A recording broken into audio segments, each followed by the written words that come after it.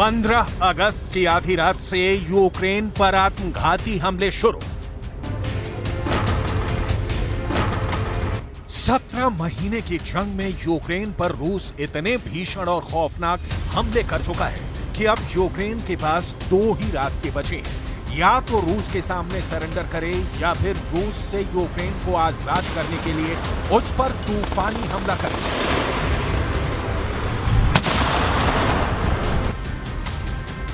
खबरों के मुताबिक 4 जून 2023 से शुरू हुआ यूक्रेन का काउंटर अटैक अब आत्मघाती होने जा रहा है। खबरों के मुताबिक 15 अगस्त 2023 की आधी रात से यूक्रेन रूस पर 5 मोर्चों से तूफानी हमले शुरू करेगा।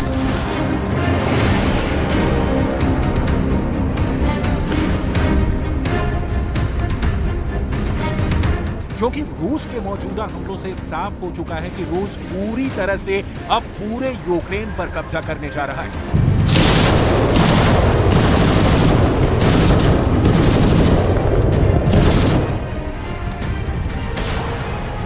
यही वजह है कि रूस यूक्रेन के टॉप जनरल, अफसर और लीडर्स को टारगेट करके हमले कर रहा है। रूस के खौफनाक मिसाइल हमलों को यूक्रेन रोक नहीं पा रहा है।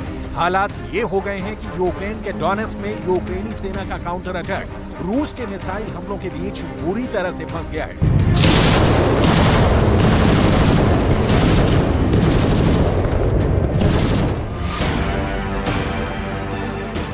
अब खबर आ रही है कि डोनेट्स्क में ही यूक्रेन के करीब 20,000 सैनिक रूस के तूफानी हमलों के बीच फंस चुके हैं। इस वक्त पूर्वी यूक्रेन से लेकर दक्षिण यूक्रेन तक रूस का स्टॉर्म जेड चल रहा है, जिसमें 2 लाख से ज्यादा रूसी सैनिक यूक्रेनी सेना पर हमला कर रहे हैं। जानकारों के मुताबिक पुतिन की सेना यूक्रेन के डोनेट्स्क पर भीषण हमले कर रही है। दावा किया जा रहा है कि रूस की घातक हिंसक मिसाइलों ने डोनेट्स्क को तबाह करके रख दिया है। रूस ने खुफिया इनपुट की जानकारी पर ऐसा भीषण मिसाइल हमला किया है जिसमें ज़ेलेंस्की के बेहद करीबी टॉप 7 अफसर मारे गए हैं। रूस का यह हमला इतना ज्यादा खौफनाक और भीषण था कि हमले में मरने वाले का पता 5 दिन बाद लग पाया है। यह रूस का मिसाइल हमला कब और कहां हुआ है?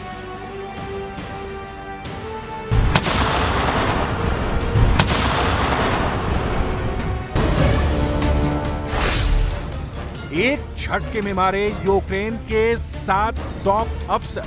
एएफपी की रिपोर्ट के दावों के मुताबिक रूस के भीषण मिसाइल हमले में यूक्रेन के 7 टॉप ऑफिसर मारे गए हैं।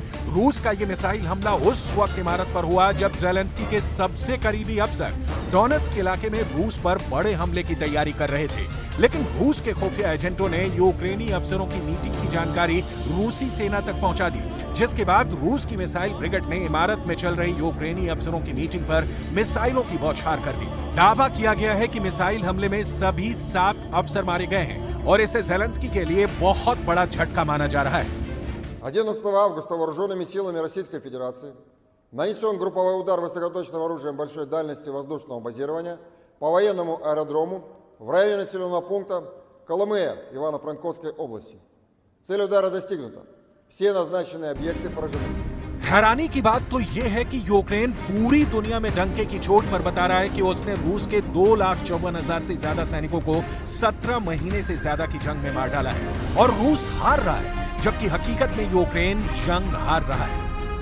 सबसे पहले हम आपको ये बता दें कि रूस इस वक्त यूक्रेन के पूर्वी, दक्षिणी और दक्षिण पूर्वी और उत्तर पूर्व में सबसे ज्यादा हमले कर रहा है। पूर्वी यूक्रेन के बखमूत में रूस ने 8 महीने की जंग के बाद कब्जा कर लिया था, लेकिन अभी तक यूक्रेन बखमूत पर दोबारा कब्जा नहीं कर पाया है। बखमूत की 70,000 की आबादी शहर छोड़कर भाग चुकी है।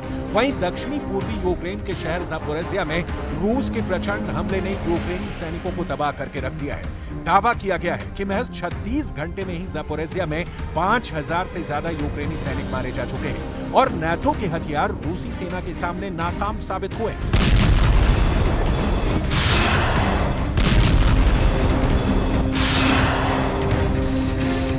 Хто в переліку безвісті зниклих. На щастя, вдається повертати наших. І важливо, що це спільне завдання. Завдання і тих, хто організовує обміни. Єрмак, Буданов, Малюк, Клименко – дякую хлопцям. І завдання тих, хто поповнює для нашої держави обмінний фонд. Кожен, хто бере окупантів в полон на фронті, хто активний на передовій, кожен такий наш воїн. 40 मिनट में पुतिन का 400 मिसाइल से हमला। भले ही नाटो यूक्रेन को 20 लाख करोड़ के हथियार दे चुका हो, लेकिन अभी तक यूक्रेन रूस के खिलाफ अपने काउंटर अटैक को कामयाब नहीं बना पाया है। हालात ये हो गए हैं कि इस वक्त रूस यूक्रेन के कमजोर एयर डिफेंस सिस्टम का पूरा फायदा उठाते हुए रॉकेट और मिसाइलों की बरसात से यूक्रेन को तबाह करता जा रहा है। हम आपको पूर्वी यूक्रेन के पोक्रोव्स्क शहर में रूस के मिसाइल हमले का ऐसा खौफनाक आंकड़ा दिखाते हैं जो दिखाता है कि रूस के मिसाइल हमले कितने तीखे और प्रचंड हो चुके हैं। एएफपी की रिपोर्ट के मुताबिक 7 अगस्त 2023 को रूस ने पूर्वी यूक्रेन के पोक्रोव्स्क शहर पर भीषण मिसाइल हमला किया था।